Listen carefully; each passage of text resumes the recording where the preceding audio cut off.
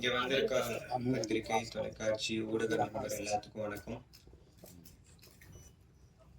இங்க நெறைய பேர்த்த இன்வைட் பண்ணோம். ஸோ அவங்களோட டைம எங்களுக்காக ஸ்பெண்ட் பண்ணி இவ்வளவு நேரம் வெயிட் பண்ணி இந்த ஃபங்ஷன் பார்த்ததுக்கு ரொம்ப ரொம்ப நன்றி. Thank you.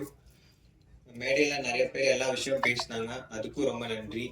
ஸோ இந்த படத்துல ஒர்க் பண்ண எல்லா டெக்னீஷியன்ஸ், ஆர்டிஸ்ட் அவங்க எல்லாருமே அவங்கவுங்க எங்களோட எஃபர்ட் 100% நாங்கள் கொடுத்துருக்கோம்.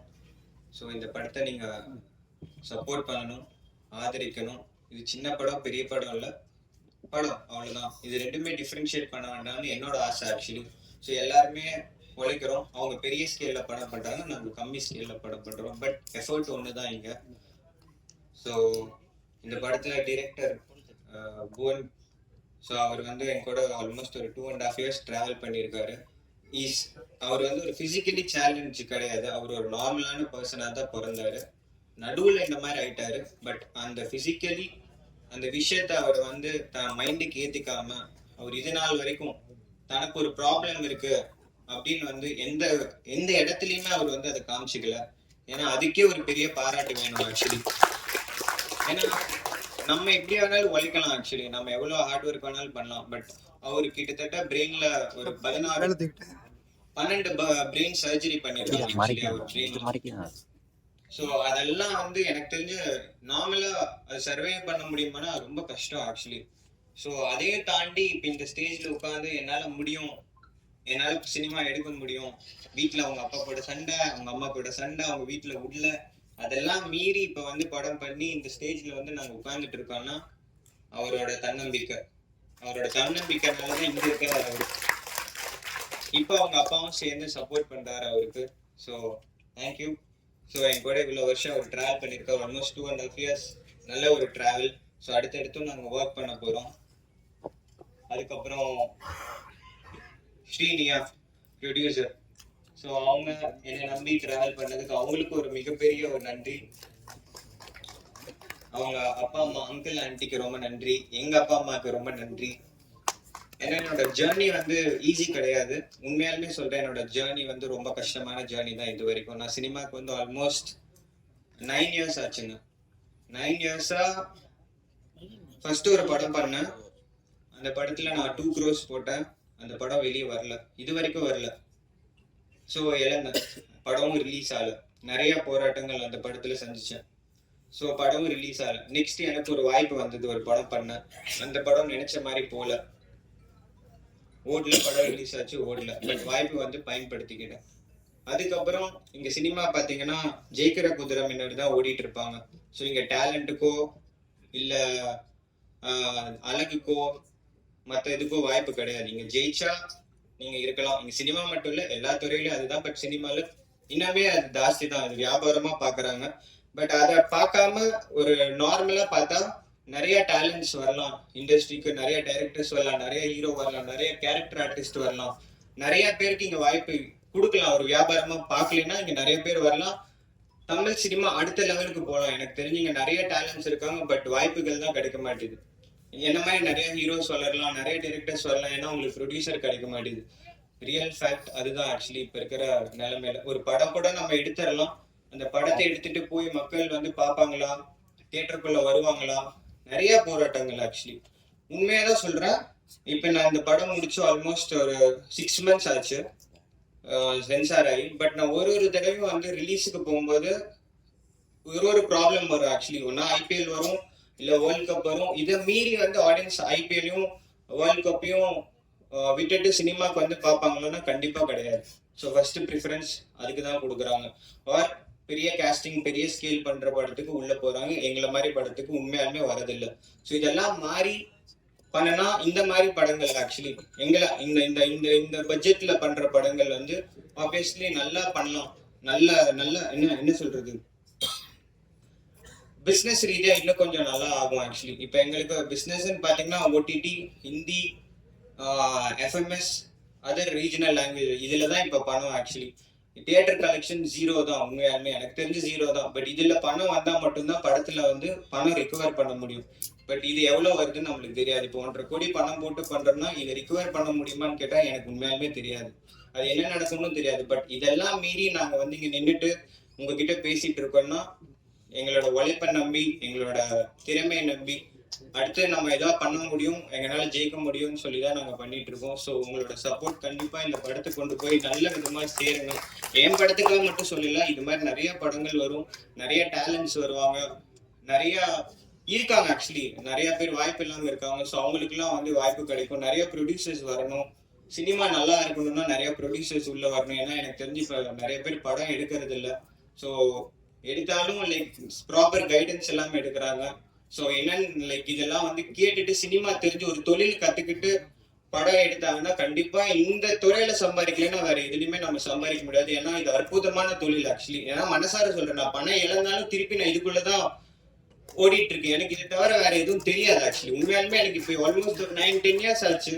எனக்கு தொழில் இப்ப சினிமா ஆயிடுச்சு. இதை தவிர நம்ம என்ன பண்ண போறோம்னு பார்த்தா எனக்கு ஐடியாவே இல்லைங்க ஆக்சுவலி. ஸோ இதெல்லாம் மீறி நாங்கள் வந்து நின்று பண்ணிட்டு இருக்கோம். எங்களுக்கு சப்போர்ட் பண்ணுங்க. அப்புறம் இங்க ஒரு முக்கியமான விஷயம், இங்க ஒரு ஆக்ட் பண்ணாங்க. ஸோ அந்த குழந்தைங்க வந்து ரொம்ப ரொம்ப நல்லா பண்ணாங்க ஆக்சுவலி. அது என்னோட சைல்ட்ஹுட்ல எனக்கு நடந்த ஒரு பாதிப்பு ஆக்சுவலி.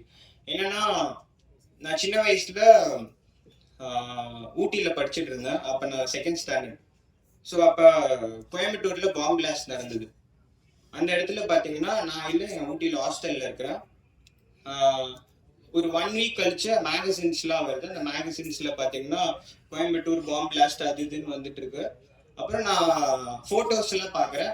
RS புரம் அந்த பகுதியில, அது எங்க பில்டிங் முன்னாடி ஆக்சுவலி, எங்க வீடு அங்கதான் இருக்கு. பில்டிங் முன்னாடி அந்த மரத்துல வந்து பாம்பை வந்து கட்டி தொங்க விட்டு வெடிச்சது ஆக்சுவலி அந்த பாம்பு பிளாஸ்ட். அந்த பாம்பு பிளாஸ்ட்ல ஒட்டு மொத்தமா எங்க ஏரியா, ஐ மீன் என்னோட பில்டிங் மட்டும் இல்ல, எல்லாமே டோட்டல் இது பாதிக்கப்படுது. அந்த அந்த இடத்துல எங்களோட கடை இருந்தது, பில்டிங் இருந்தது, பணம் எல்லாமே டோட்டலா ஜீரோ வந்துட்டோம். Totally zero. ஏன்னா எல்லாமே வேனிஷ்ட். அப்ப வந்து எனக்கு அது தெரியாது, எனக்கு சின்ன வயசுனால தெரியாது. பட் அந்த போட்டோ எல்லாம் பார்த்துட்டு நான் அழுக ஆரம்பிச்சிட்டேன். எனக்கு புரியல என்னன்னா, நம்மளுக்கு அப்பா இல்லையா, அம்மா இல்லையா, எனக்கு என்ன நடக்குதுன்னு தெரியல. ஆல்மோஸ்ட் எனக்கு அடிக்கடி ஃபோன் வந்துட்டு இருக்கும் ஹாஸ்டல்ல இருக்கிறதுனால. ஃபோன் வரல ஆல்மோஸ்ட் 2 months எதுவுமே வரல. ஏன்னா ஃபோன் கனெக்ஷன்ஸ் எல்லாம் கட் ஆயிருச்சு, எதுவுமே புரியல. ஸோ ஒரு நாளும் நைட்டு தூங்கும் போது அம்மா அப்பா போட்டோ வச்சுட்டு அழுதுட்டு இருப்பேன். தலைகாணி கடையில் என்னடா நடக்குது, நம்ம அப்பா இருக்காங்களா, அம்மா இருக்காங்களா, ஒண்ணுமே புரியல. நம்ம ஒருவேளை நம்ம ஆர்ஃபன் ஐட்டமா, அந்த மாதிரிலாம் எனக்கு வந்து எனக்கு அந்த ஆர்ஃபன் வேர்ட் கூட எனக்கு அப்ப தெரியாது. பட் மைண்டுக்குள்ள வந்து எனக்கு அது போயிட்டே இருக்கு, அழுதுட்டே இருக்கேன். 2 months சாலிடா 2 monthsக்கு அப்புறம் தான் வந்தாங்க என்னை பாக்குறதுக்கு. ஊட்டி ஹாஸ்டல்ல எனக்கு பார்க்க வந்தாங்க.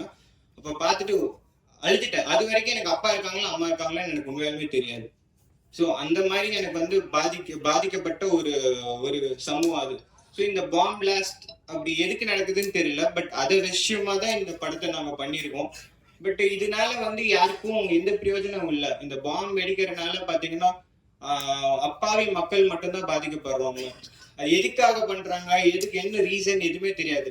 பட் மதமா, இல்ல இது அரசியலா, இல்ல இது வந்து ஒரு தன்னோட ஒரு சைக்கோ சுயநலமா பண்றாங்களா, எதுவுமே தெரியல. பட் இதெல்லாம் வந்து தவிர்த்தா லைக் நம்ம வாழ்ற இந்த எர்த், நம்ம இந்த வேர்ல்டு வந்து இன்னும் பியூட்டிஃபுல்லா இருக்கும். ஏன்னா இங்க எல்லா விஷயமும் இருக்கு.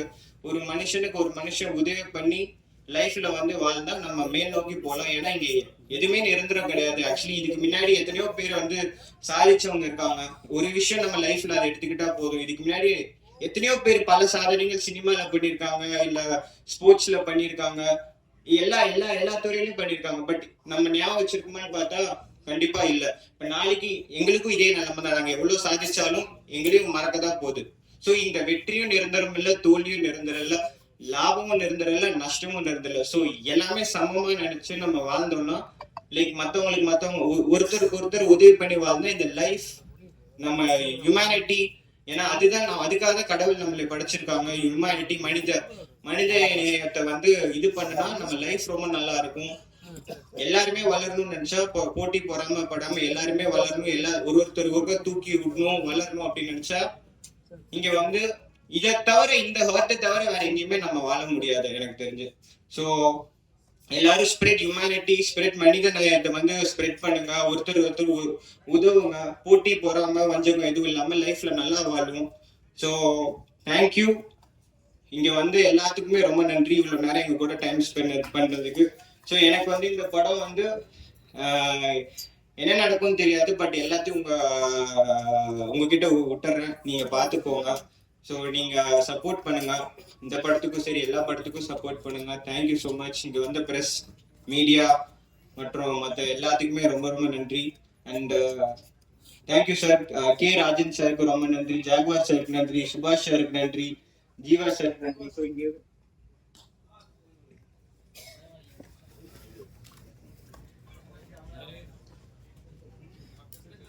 ஸோ இங்கே வந்து எல்லாத்துக்குமே ரொம்ப நன்றி. அண்ட் இவ்வளோ நேரம் எங்கள் கூட டைம் ஸ்பெண்ட் ரொம்ப நன்றி. படத்தை போய் தியேட்டரில் பாருங்கள். சீக்கிரமாக டேட் அனௌன்ஸ் பண்ணுறோம். ஸோ எங்களுக்கு சப்போர்ட் பண்ணுங்கள். Thank you so much. Love you all.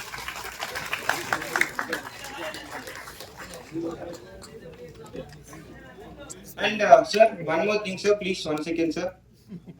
Sorry, just 1 second. ஒரே செகண்ட் சார். இந்த படத்தை வந்து தமிழ்நாடு ரைட்ஸ் வந்து பிவிஆர் வாங்கியிருக்காங்க. பிவிஆர் பிக்சர்ஸ் வந்து தமிழ்நாடு வாங்கியிருக்காங்க டிஸ்ட்ரிபியூஷன். ஸோ கதிர் அண்ணாக்கு ரொம்ப நன்றி. அப்போ எனக்கு ரொம்ப சப்போர்ட்டிவா இருந்த இந்த படத்துல ஒரு main character mister Dheeraj sir நடிச்சிருக்காரு. தீரஜ் கேர், அவரும் ஒரு ப்ரொடியூசர். ஸோ அவருக்கும் ரொம்ப ரொம்ப நன்றி. ஸோ எனக்கு எவ்வளவு சப்போர்ட்டிவா இந்த டீம், கேஸ்ட், க்ரூ மொத்தம் எல்லாத்துக்குமே thank you so much. Love you all. God bless. Thank you.